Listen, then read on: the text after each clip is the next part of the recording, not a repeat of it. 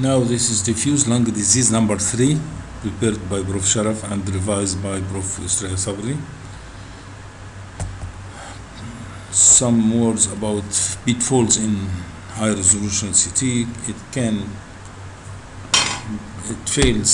fail to detect the bronchitis if there is mucus plug, and there may be failure to recognize air trapping in expiratory images.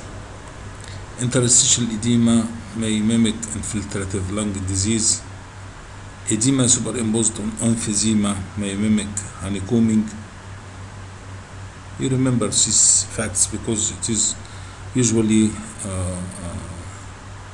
met with mosaic perfusion, whether airway or vascular or infiltrative disease. You cannot sometimes differentiate. Septal lines and the ground glass lines may be interpreted as idiopathic interstitial pneumonitis, while it is not, and it is just infection of a serious origin like cytomegalovirus or pneumocystis carinii.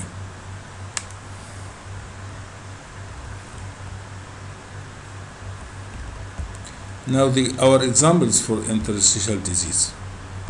Idiopathic pulmonary fibrosis. We said that this is form of 55% of all, and if you see the appearance of idiopathic pulmonary fibrosis distributed mainly peripheral, basal, subpleural, and early, as in deep, may be fine reticulation, but late reticular opacities in the lower lobes forms irregular interlobular, irregular intralobular, and parenchymal lines, irregular interfaces like septal lines, and honeycombing may occur, traction bronchiectasis may occur, and this is the main. And the differential is other causes of interstitial lung disease. Honeycombing in CT, in high resolution CT, means irreversible fibrosis. So if you find subpleural and basal or lower zonal distribution of reticulations, and remember these reticulations may be septal, may be intralobular, may be interlobular, may be parenchymal, may be around some vessels and causing traction, bronchiectasis. All such an appearance is characteristic of the idiopathic pulmonary fibrosis, and if you diagnose this entity, that's enough.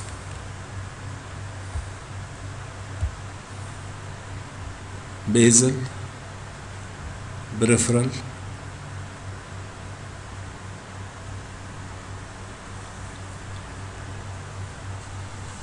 intra-alveolar inflammation due to constrictions, and that's why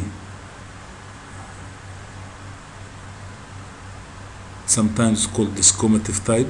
And desquamative means there is something within the alveoli. This is desquamative, but this is a separate entity, of course, pathologically. The main thing is reticular changes and predominant patchy ground glass appearance, mainly basal, mainly subpleural.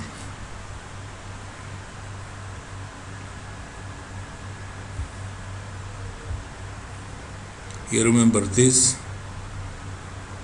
bronchovascular, parenchymal bands, interlobular septa, intralobular suture thickening, intralobular and centrilobular interstitial thickening around the small vessels,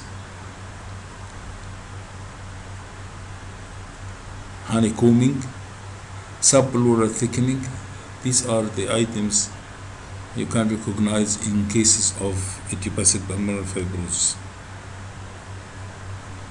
Late reticulations are more predominant, and the ground glass appearance is less. So you can expect that the presence of ground glass appearance is usually denoting early changes, but the presence of massive reticulations usually indicate a late process. And don't forget that it is mainly mid-zonal and basal, usually peripheral. Of course, there are something in between, but it's usually peripheral. Late, of course, in honeycombing, the changes are more massive, and you get traction bronchiectasis beside the coarse and thin reticulations, and less ground glass appearance. And of course, in honeycombing, you might find subpleural cysts. The reason for this is the either normal lung in between, or due to fibrosis obliterating small bronchi, resulting in air trapping and small cysts. Late changes showing as subpleural fibrosis, parenchymal reticulation. All types of reticulation are there, and of course honeycombing is extensive. This is the extensive honeycombing with the traction bronchiectasis and cystic changes.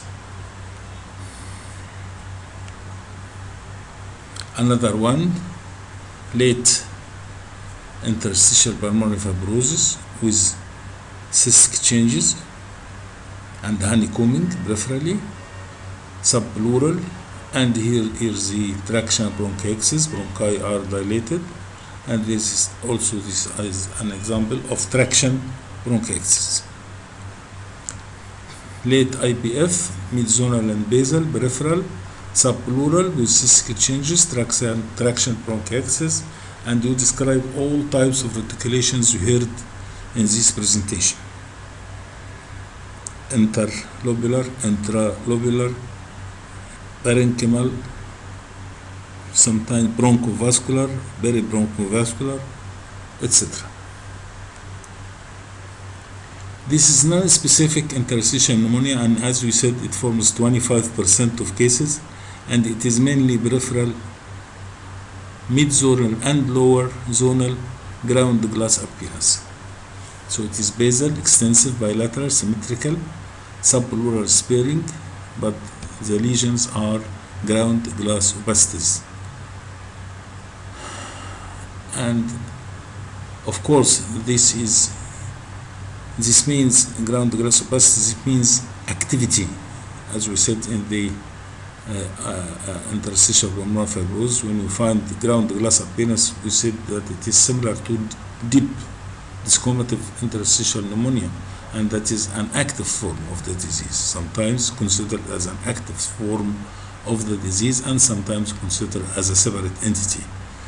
In the non-specific type, which is 25% of cases, the main lesions is ground glass appearance. That means that it is more active.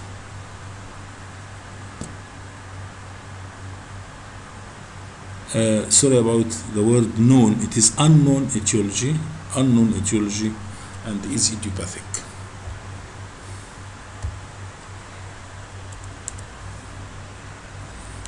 Unknown etiology and is idiopathic. Now, RB, respiratory bronchiolitis, and ILD,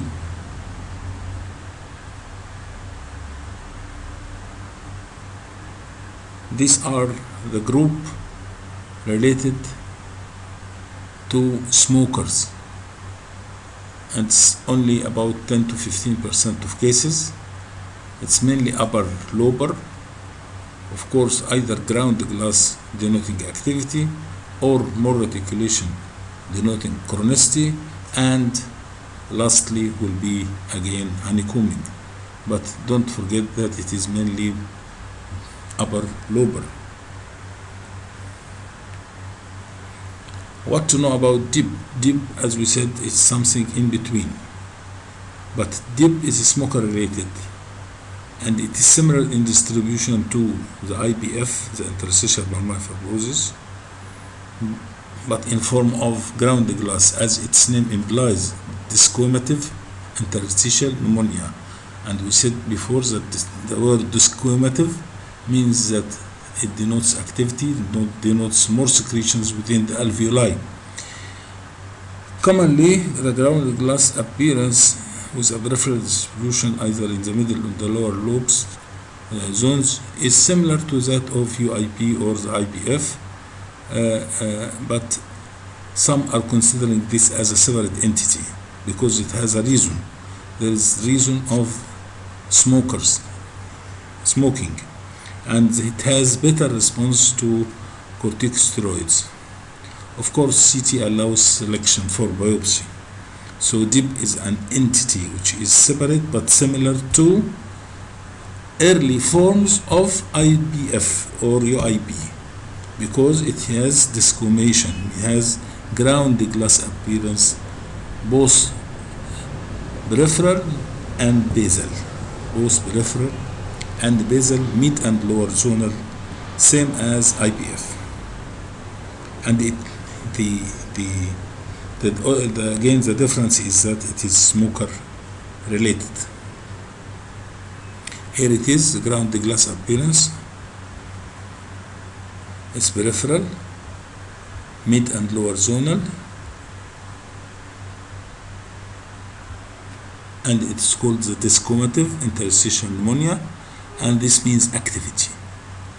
Of course, the end result will be honeycombing.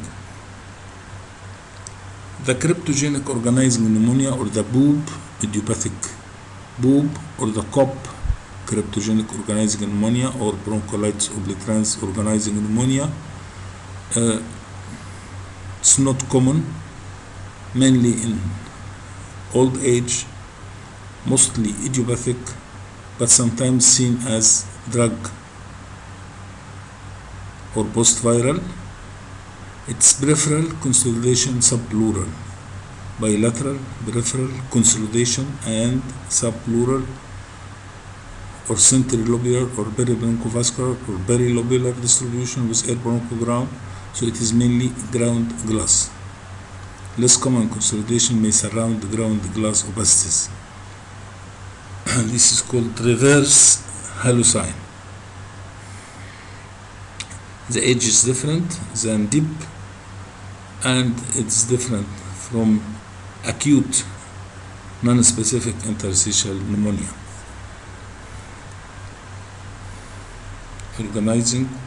Cryptogenic organizing pneumonia, or COP. Another name is the BOOP, bronchiolitis organizing obliterans pneumonia. Patchy distribution in the air spaces,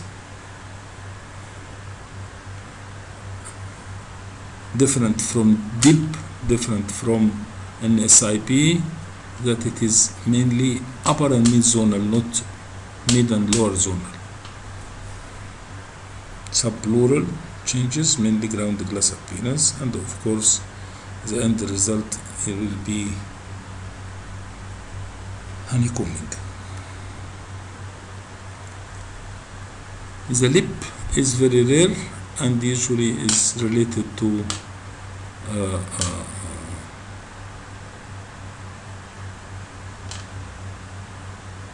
AIDS and ARDS. It's lymphoid interstitial pneumonitis, mainly ground glass appearance, usually lower anterior. Consolidation in the acute interstitial pneumonia. Acute interstitial pneumonia is related to ARDS, as we said before.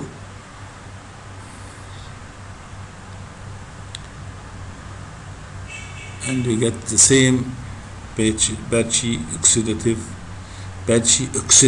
acute. So exudation means secretions. Acute oxidative phase organizing phase, and then finally fibrotic phase. These are the three phases. It's similar to others, but Hammond-Ridge syndrome is the name for this diffuse alveolar damage disease or acute lung injury. Ali is acute lung injury. All these are synonyms. Hammond-Ridge, AIP, Ali, DAD, all are the same, and it is the same as ARDS. You cannot differentiate it. ICU patients with developing oxidative phase, organizing phase, and fibrotic phase. This is acute interstitial pneumonia, the last one.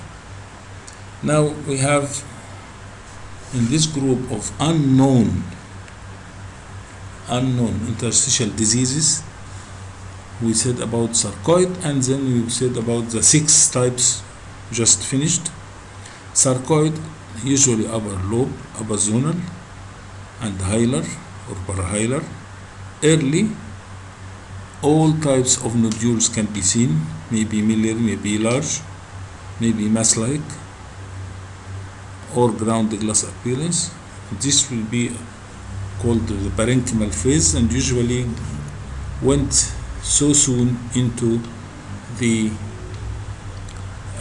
nodal phase, and there will be enlarged symmetric lymph nodes. Remember that we are talking about our upper lobes, upper lung zones, and hilar shadows, because hilar shadows are due to enlarged symmetric lymph nodes, while the upper lobe changes, starts as small nodules as miliary, or large nodules as masses, or patchy of ground glass opacities. Lately, you will find fibrosis causing traction, bronchiectasis, hilar rotations. Of course, the end result of all of these is honeycombing. Here is we have bilateral hilar and right paratracheal lymph adenopathy, and this is called nodal phase. You might be able to see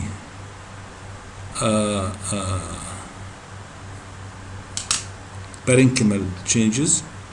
There may be no parenchymal changes. Of course, the differential diagnosis is lymphoma. Lymphoma is not bilateral symmetrical, and there is no eggshell calcification in lymphoma. But in sarcoid, there is eggshell calcification and there is symmetry. Symmetrical, usually young female. Symmetrical, hilar enlargement, prevascular and tracheobronchial and bronchopulmonary, with scattered nodules seen involving perilymphatic distribution. Both alveolar, small, and nodular nodules are seen. This is parenchymal sarcoid. So we have seen nodal sarcoid and we have seen parenchymal sarcoid, which can start. They can start together. Usually nodes are starting first. Parenchyma usually appears more delayed, but the end result is, as we said, traction, bronchiectasis, hilar rotations, and honeycombing. Don't forget that the diagnostic criteria for the sarcoid hilar nodes is the symmetry and the eggshell calcification. These are the types of the perilymphatic distribution of nodules in sarcoid, and these are more larger patches. As we said, it can be nodules, small, miliary, larger, or patchy ground glass appearance, which can cavitate. And this is again some strange point which you should be keeping it in consideration. Cavitation within masses of sarcoid. This is the end result, fibrosis, but at the same time trial to be active. There is extensive ground glass appearance, and at the same time there is honeycombing, fine nodules, and diffuse reticulation of all types. Remember the types and you mention all. This is the last one. We have here the end-stage fibrosis with hilar enlargement. So as we said, it can be nodal, parenchymal. Parenchymal may start first, but nodal persists to be a constant feature of the disease, and active reticulations and active ground glass appearance or miliary shadows or nodules may cavitate if large, and consider that all of these parenchymal changes will end in fibrosis. So fibrosis will be associated with hilar enlargement, and fibrosis represented as bilateral coarse reticular pattern, and as we said before, it is mainly upper lobe distribution and consequently basal hyperinflation.